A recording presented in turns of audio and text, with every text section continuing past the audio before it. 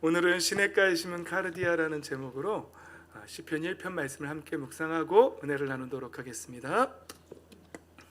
교독합니다.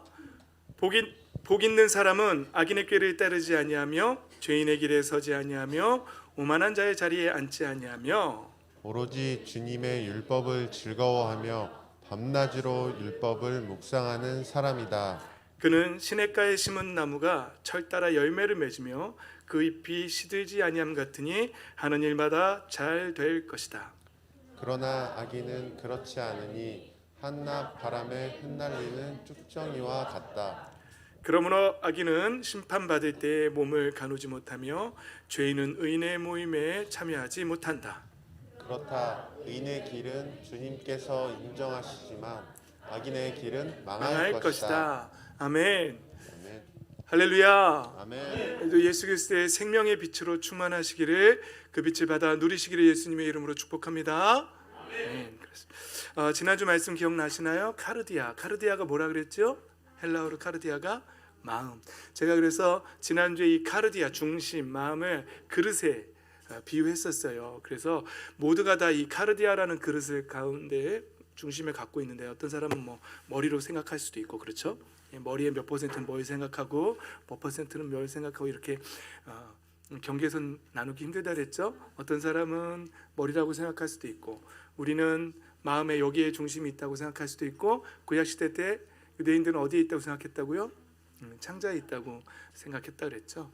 그래서 그 카르디아 안에 무엇을 가지고 있느냐가 그 사람의 신앙이, 그 사람이 어떤 사람인지 결정된다고 말씀드렸어요. 그래서 성경에는 그 카르디아의 마음을, 그 카르디아의 중심에 다해서, 뜻을 다하고 힘을 다해서 하나님을 사랑해야 한다라고 말씀 전했고, 그 말씀을 인용해서 예수님께서도 마태복음에 무엇이 가장 큰 계명이냐고 물어본 질문 앞에 마음을 다하고 목숨을 다하고 뜻을 다하여 주 너의 하나님을 사랑하라 하였으니 이것이 가장 크고 중요하고 으뜸 가는 계명이다, 이렇게 말하는 것이죠. 어느 목사님이 이렇게 설명하더라고요.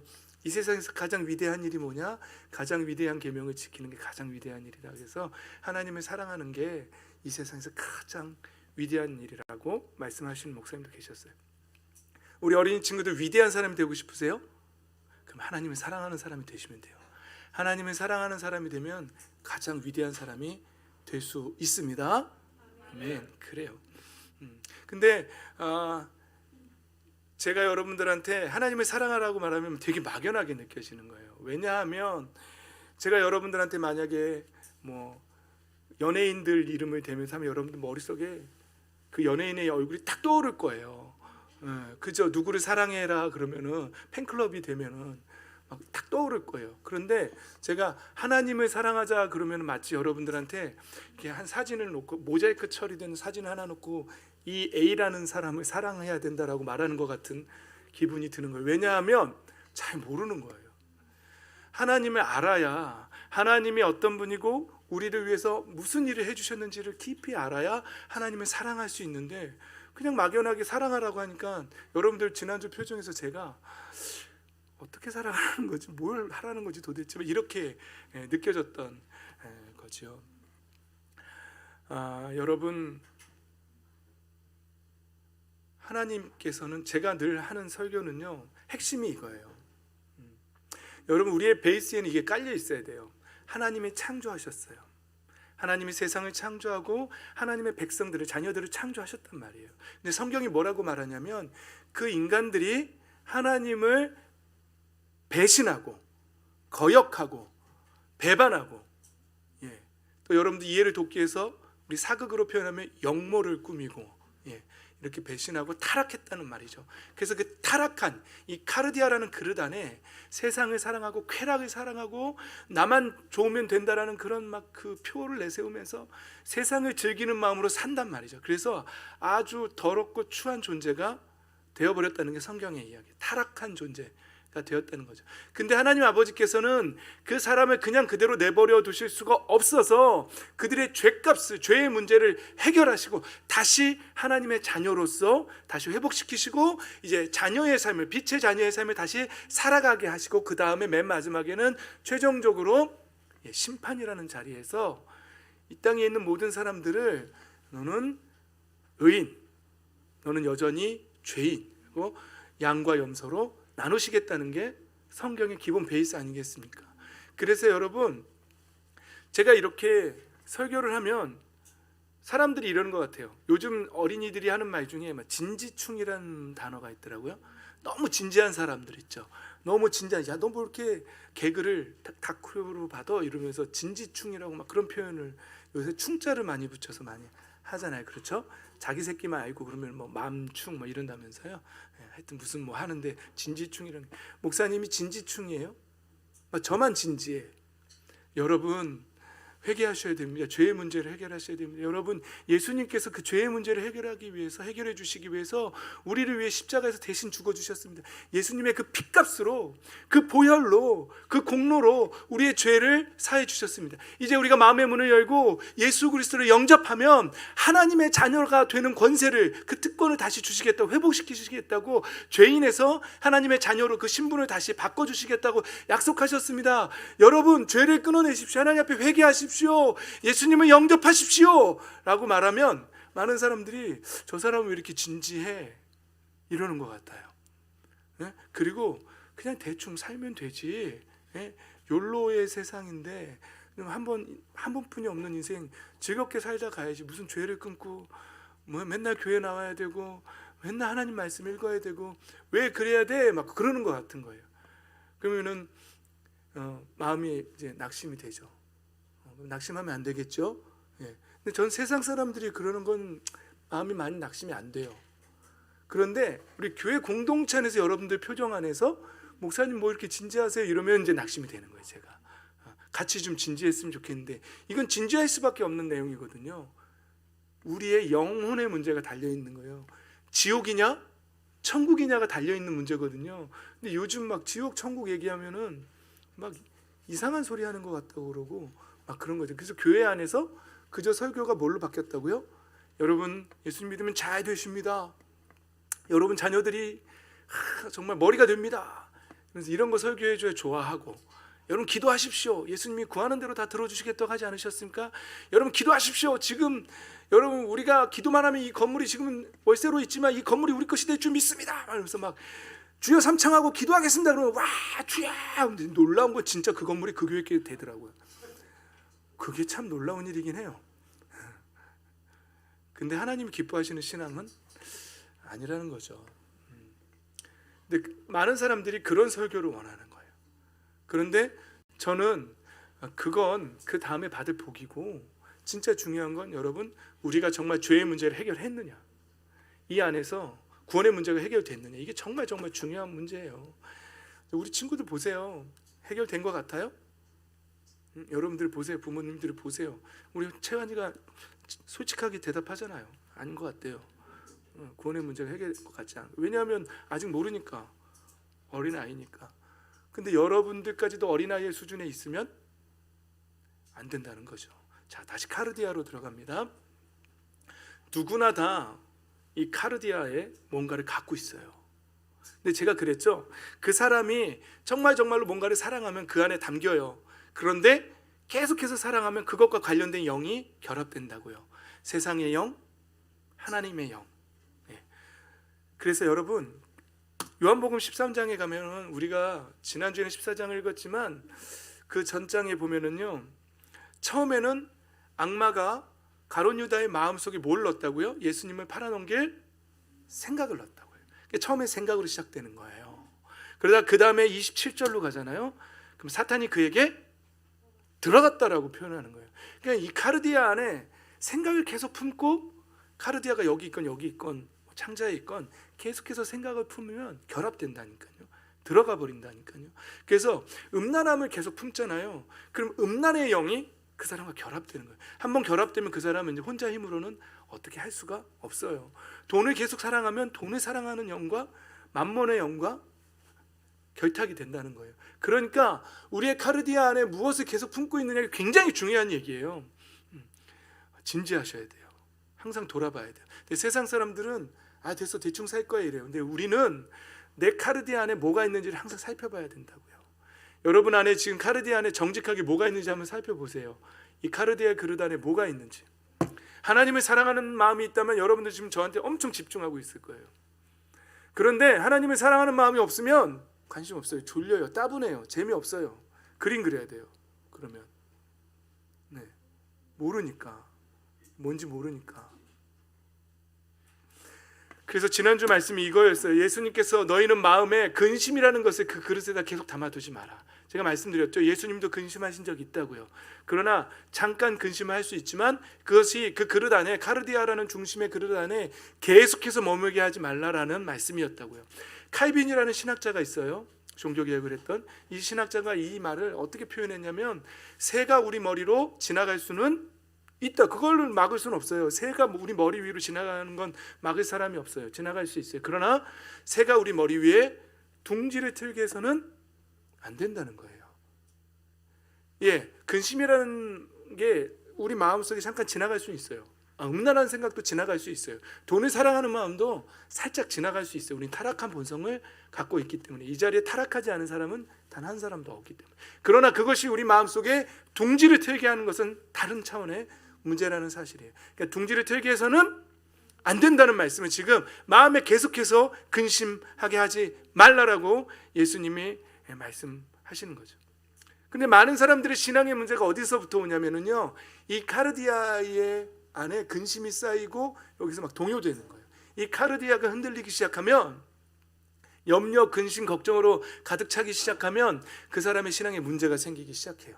그래서 너희는 마음에 근심하지 말라, 예수님 말씀하시는 거예요. 너희가 근심함으로 염려함으로 너희 키를 한 자라도 더 크게 할 수 있냐? 없다인 거예요. 들에 피는 백합화를 보라. 아무리 아름다워도 솔로몬의 옷이 아무리 아름다워도 저 들에 핀 백합화만큼 아름답지는 못하다라고 예수님 말씀하셨잖아요. 그러니까 먼저 그의 나라와 그의 의를 구하면 모든 것을 더하실 거예요. 무엇을 먹을지, 무엇을 마실까, 무엇을 입을까 염려하지 말라고. 왜요? 염려가 신앙의 방해가 되기 때문에 그래요. 염려하는 것이 기도의 방해가 되기 때문에 그래요. 염려는 하나님을 바라보는 시선을 가로막기 때문에 그래요. 세상으로 가득 차게 만들기 때문에 그래요. 그래서 예수님은 카르디아 안에 근심으로 쌓이지 말고 어떻게 해요? 믿음으로 가득 채우라고 말씀하세요. 어떤 믿음이냐고요? 너희가 있을 곳을 예비하러 간다. 천국에 내가 죽으면, 나 이 땅에서 비록 진지하게 세상 사람들은 우리를 조롱한다 할지라도 나는 순교자의 마음으로 십자가의 삶을 산다라는 마음으로 살면 이 땅 위에서는 세상 사람들이 볼 때는 불쌍한 사람으로 보이겠지만 하나님 앞에는 정말로 너무나 귀한 삶인 거죠. 그래서 예수님께서 너희가 있을 곳을 내가 지금 예비하러 가는데, 내가 십자가를 지러 가는데 나의 십자가로, 나의 보혈의 그 공로로 너희의 죄의 문제를 하나님 앞에서 해결하고 너희를 다시 하나님의 자녀로 만들고, 그리고 너희에게 하나님 나라의 처소를 줄 거야. 그 나라를 상속으로, 하나님의 자녀가 되면 하나님의 나라를 유업으로 상속으로 받는데 그 나라를 너희에게 줄 거야. 그것을 가슴에, 카르디아 안에 그 하나님의 나라를 바라보는 마음으로 가득 채우라는 거예요. 그걸로 이 땅의 근심을 이겨내라는 거예요. 할렐루야. 그 말씀을 강조하는 것이죠. 그래서 제가 지난주에 처음에는 제자들은 근심 상태에 있었지만, 그렇죠? 나중에 예수 그리스도의 부활을 목격하고 또 성령의 임재를 경험한 다음에는 어떻게 했다고요? 목숨까지도 아까워하지 않고 천국에 가까웠다. 회개하라, 천국에 가까웠다. 예수님이 부활하셨습니다. 내가 봤습니다. 예수님 정말로 다시 사셨습니다. 라고 증인으로 살았어요. 그리고 매 맞아 가면서 니네 예수님 부활 증거하지 마라고 해도 하나님 앞에서 너희 말 듣는 거하고 하나님 말씀 이렇게 순종하는 거하고 무엇이 더 귀한 것이고 옳은 것인지 생각해봐라. 내 목이 잘려 나간다 할지라도 나는 그것을 증거하지 않을 수 없다라고 말하면서 계속해서, 정말 12사도는 요한 사도 외에는 다 스스로 자결한 가룟 유다 빼고는 다 순교하셨어요. 정말 목숨을 걸고 복음을 증거하는 사람들로 됐어요. 그분들이 만약에 이 세상에 속한 근심으로 가득 차 있었다면 그렇게 순교할 수 있었을까요? 없지요. 근심이 있으면 그건 불가능한 거죠. 그래서 지난주에 마무리, 우리의 시민권이 어디에 있다고요? 우리 미국의 시민권 따려고 막 예전에 그랬거든요. 얼마 전에 어떤 집사님도 호주의 시민권자여서 호주에 가서 살 거라고 가더라고요. 그래서 속으로 아, 호주에서 애를 낳구나. 진짜 그랬대요. 호주에서 애를 낳대. 근데 우리 예전에 한참 그 원정 출산 유행이었잖아요. 그죠? 일부러 임신해가지고 미국에 가서 애를 낳으면 미국 시민권자가 돼요. 군대 안 보내려고. 딸을 낳네. 제가 하는 얘기고요. 그 사람들은 막 미국의 시민권자가 되려고 그러고 막 이런. 그런데 성경은 뭐라고요? 우리의 시민권이 어디에 있다고요? 하늘에 있다고요. 좋아요? 너무 좋아요. 우리 하늘의 시민권자예요. 그러면 시민권 있으면 우리는 비자 발급됐어요. 가면 돼요. 딱 내면 돼요. 근데 천국에 들어갈 때 뭘 검사하신다고요? 딱 한 가지 질문만 있다고요. 뭐라고요? 사랑하는 법을 배웠느냐? 사랑하는 법을 배웠느냐? 그렇죠. 그리고 요한 사도도 이렇게 말했어요. 사랑하지 말라고. 이 세상 사랑하지 말라고. 누가 세상을 사랑하면 그 사람 속에는 뭐가 없다고요? 하늘 아버지에 대한 사랑이 없다고요. 그 카르디아 안에 이 세상을 사랑하는 걸로 가득 차 있다면 그 사람은 하나님을 사랑하는 마음 그 안에 없다는 거예요. 그럼 그 사람이 아무리 교회 다녀도 하나님 나라를 상속받을 수 있을까요? 죄송하지만 없을걸요. 왜 이렇게 얘기하는지는 잠깐 흔들릴 수도 있으니까. 그러나 정말 구원받은 사람은요, 정말 구원받은 사람, 정말 예수님을 영접하고 하나님의 영이 그 안에 들어와서 다시 태어난 사람들은요, 그 카르디아 안에 하나님을 향한 사랑으로 가득 차 있다는 것이지요. 그래서 성령께서 말씀하세요. 자꾸 책망하세요. 너 왜 카르디아 안에 이 세상에 속한 것들을 넣냐고 자꾸 말씀하세요. 들리세요? 그 성령의 음성이 들리세요? 그럼 거듭나신 거예요. 근데 세상을 사랑하고 있는데 성령님이 책망하는 소리가 안 들려, 안 느껴져. 막 세상을 사랑하면 가슴이 막 여기서 뭔가 너 왜 그래? 나 속상하게. 너 왜 이래? 너 하나님 사랑하는 아들, 딸 아니었어? 라고 자꾸 말씀하시면 뭔가 여기서 반응이 와야 돼요. 반응 오시죠? 안 와요? 안 오는 사람 손 못 들겠죠? 반응 안 오는 사람은 아직 성령의 사람이 안 됐다고 생각하세요. 성령의 사람이 된 사람은 알아요. 내가 성령의 사람이 된지 안 된지 알아요. 죄송합니다. 기분 나쁘게 들려도 할 수 없어요. 성령의 사람이 된 사람은 반드시 압니다. 자기가 성령의 사람이 됐다는 사실을 압니다. 왜냐하면 바람은 보이지 않지만 바람이 불 때 우리한테 스쳐가는 걸 알거든요. 성령의 사람들은 그렇게 알 수 있다고 그랬어요. 그 사람의 삶 속에서 나타나요. 그 사람의 생각이 바뀌어요. 죄의 기준도 바뀌어요. 세상에 속해 살 때는 죄가 아니던 것이 성령의 사람으로 다시 태어난 사람들은 아니던 죄가 돼요. 죄로 느껴져요. 그래서 하나님 앞에 회개하게 돼요. 자꾸 회개해요.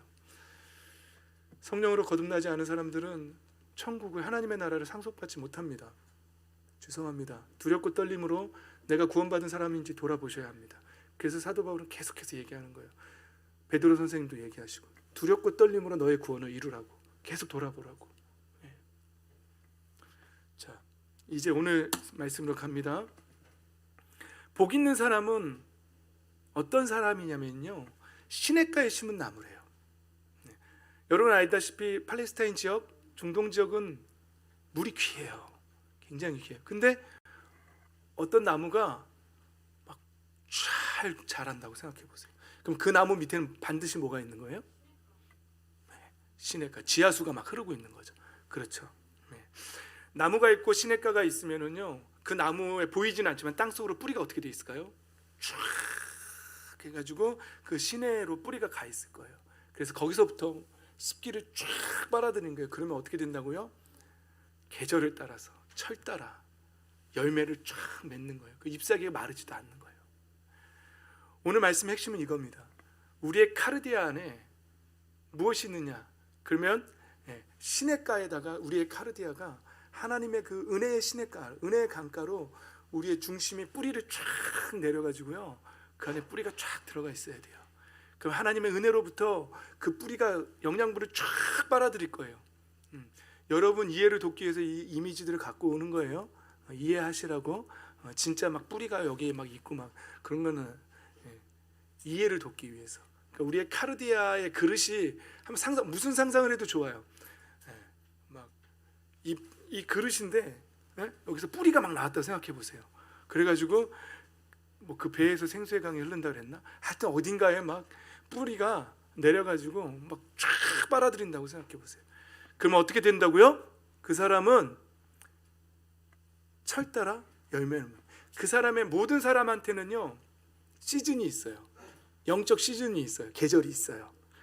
겨울의 시즌을 지나는 사람도 있고요, 봄의 시즌을 지나는 사람도 있고, 여름, 가을 이렇게 지나가는 그 사람, 각 사람마다 그 영적인 시즌이 있는데 그 시즌마다 겨울에는 겨울의 열매를 맺고, 대단한 나무예요 이 나무는. 봄에는 봄의 열매를 맺고, 여름엔 여름의 열매를, 가을엔 가을의 열매를 맺고, 필요에 따라서 그 사람이 각 어떤 상황에 처해 있든지 영적으로 열매를 맺어요. 고난 중에도 열매를 맺고, 환난과 핍박 중에도 열매를 맺고, 궁핍 가운데서도 열매를 맺고, 풍요로운 가운데서도 열매를 맺고, 그런 열매 맺는 저와 여러분의 인생이 되시기를 예수님의 이름으로 축복합니다. 아멘. 예. 그 사람의 특징이 뭐냐면요 2절이에요. 주님의 율법을 즐거워하며 밤낮으로 율법을 묵상하는 사람이다. 복 있는 사람은 어떤 사람이냐? 하나님의 말씀을 즐거워하고 그 말씀을 밤낮으로 묵상하는 사람이에요.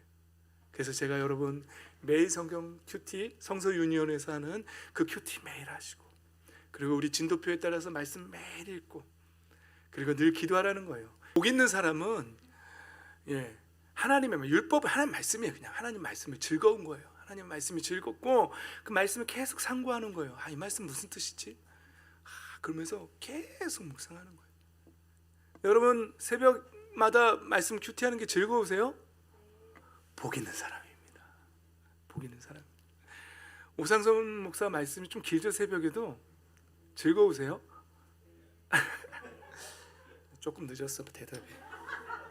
인생은 타이밍이라 그랬는데. 오케이. 새벽이라 그래요.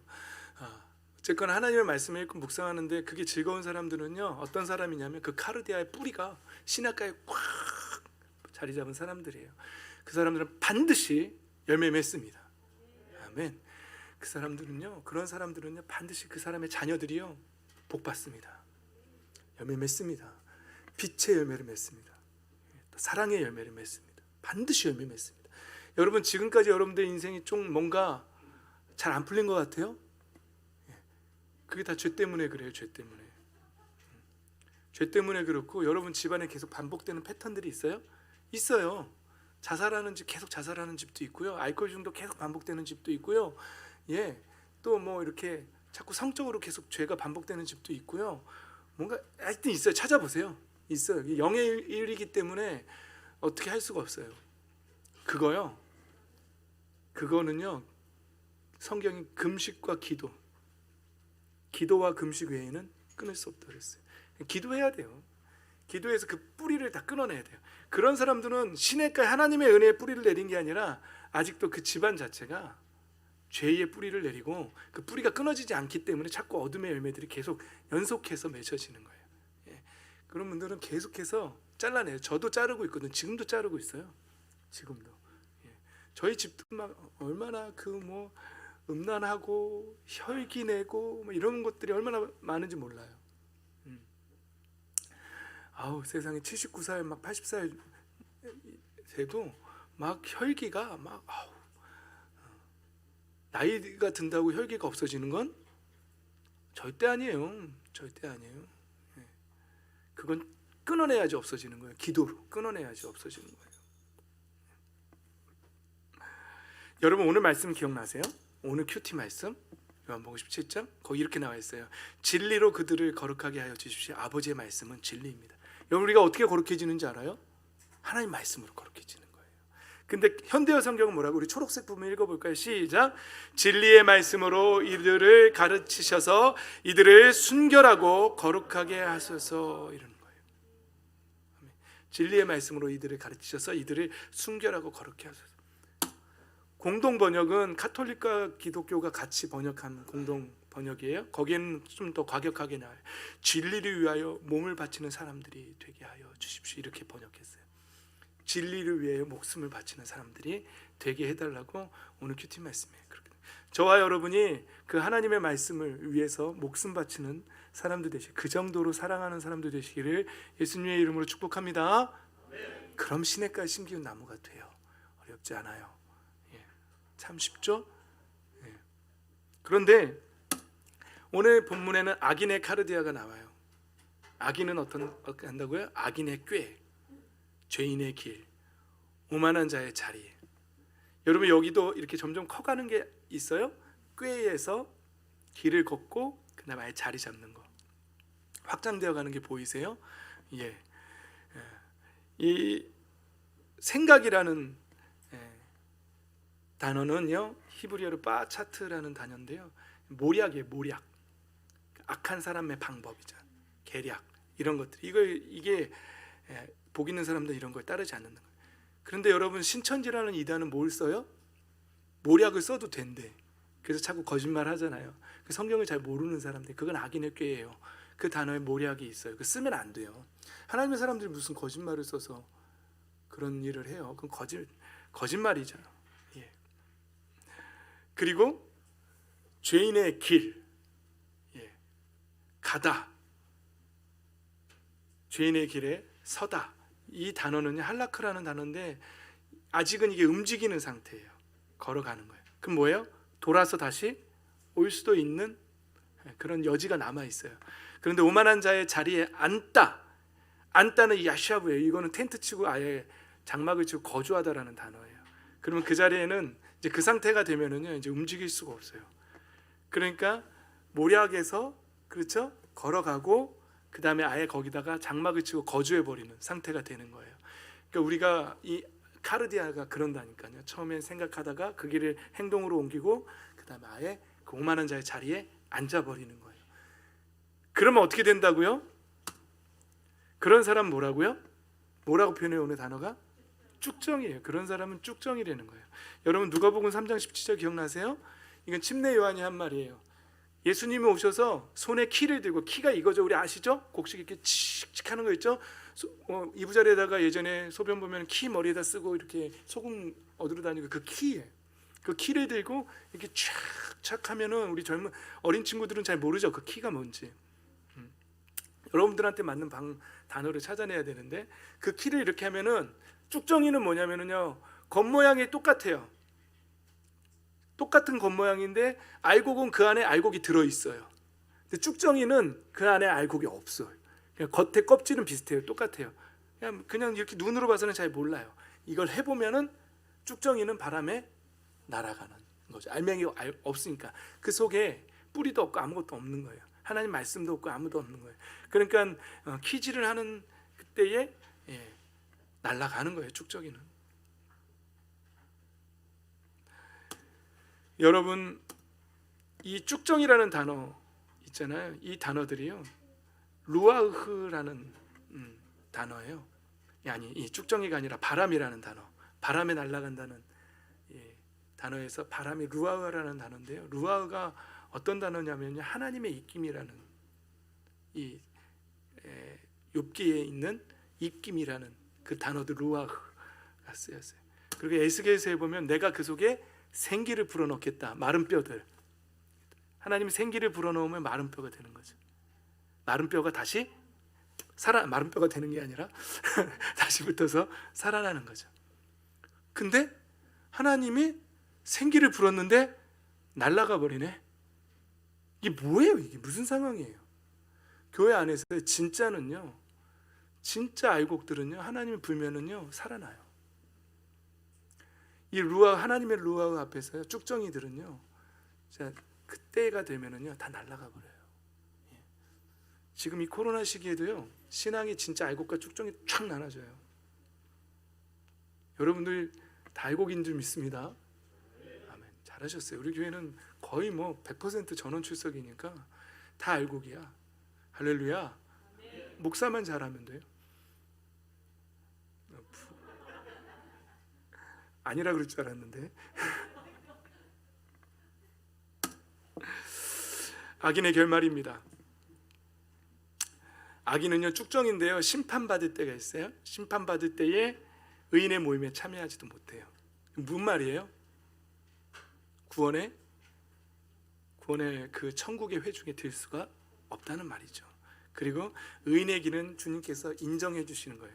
넌 예수님을 믿었으니 예수 그리스도의 보혈로 너를 칠했으니 너는 의인이다라고 하나님 인정해 주시는 거예요.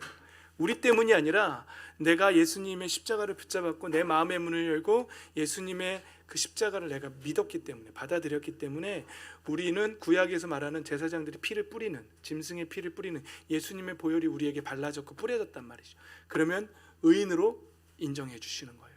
그러나 악인의 길은 결국은 망한다는 사실. 여기서 망한다는 건 이 땅에서도 망할 수도 있지만 궁극적으로는 영적으로 멸망한다는, 구원받지 못하고 지옥으로 가게 된다는 그 말씀을 하는 것입니다.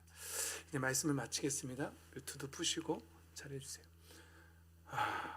사랑하는 성도 여러분, 다시 한번 여러분들한테 여쭤봅니다. 여러분 카르디아 안에는 뭐가 있습니까?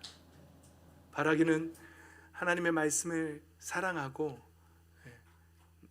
날마다 묵상을 하며 즐거워함으로 그 뿌리가 시냇가에 심은 나무처럼 하나님의 은혜 강가에 그 뿌리가 깊이 박힌 시냇가에 심기운 나무처럼 되셔서 그 하나님으로부터 은혜를 계속 공급받아서 철 따라, 모든 철 따라 성령의 열매를 맺는, 은혜의 열매를 맺게 되는 저와 여러분의 복된 인생이 되시기를 예수님의 이름으로 축원합니다. 아멘.